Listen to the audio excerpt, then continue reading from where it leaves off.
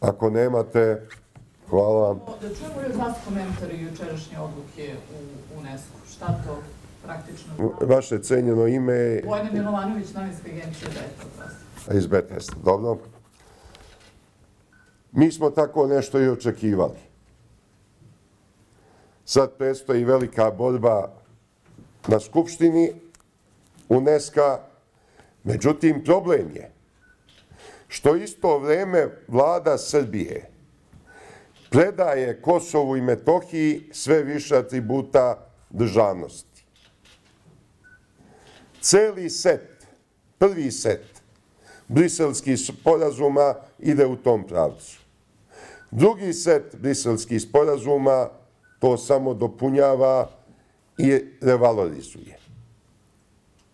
Ne može vlada s jedne strane da ide na ruku zapadnim silama i šiptarskim separatistima po pitanju Kosova i Metohije, a s druge strane da glumi, da se bori da Kosovo i Metohija ostanu u sastavu Srbije.